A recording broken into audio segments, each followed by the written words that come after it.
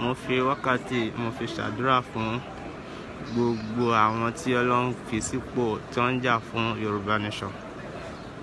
Mo fi wákàtí mo fi àdúrà fún wọn kọ́lọ́n ìṣọ́ rẹ̀ tó nípọn tó jú ẹ̀wúrin Ọlọ́run bá wa dáàbò gbogbo wọn látòrí bàbá tẹ́ dórí Ìgbòho ṣá.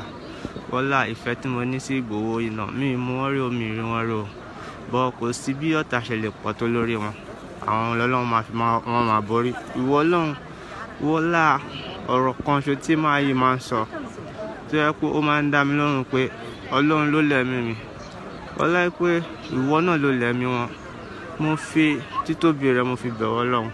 Kò sí bọ́tà ṣe lè pọ̀ tó lórí ẹni yìí. Ọlọ́run má jẹ́ kí apá ọ̀tá ká wọn. Kò tí bó bá ṣe lè nǹkan pẹ́ tó láyé Ọlọ́run ọba má jẹ́ kó ọmọ sàárẹ̀ ọmọ má fà ìsọ̀ ṣe wọn má fà ìsọ̀ gbé wọn. Gbogbo ọmọ wọn pátápátá ìṣọ́ rẹ̀ tó nípa tó jẹ́ òrè máa dàbò wọn níbi tó ọmọ ráṣọ àti ibi tó ọmọ ráṣọ. Bàbá Akíntóyè náà Ọlọ́run má jẹ́ kó ọmọ mọ̀ nira má jẹ́ kó ọmọ sàárẹ̀ ọmọ.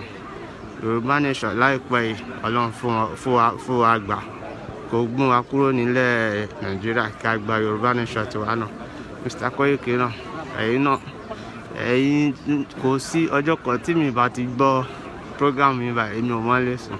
Mo fi wákàtí náà mo fi gbàdúrà fún ẹ̀yin náà ìdílé yín ò ní bàjẹ́ ìyàwó àtọmọ yín Ọlọ́run ní fi dà yín láàmú ẹ̀yin fúnra yín ọ̀rọ̀ alẹ́ yín Ọlọ́run ní fi dà yín láàmú Ọlọ́run á máa fi ṣọ́ rẹ̀ ṣọ́ yín náà.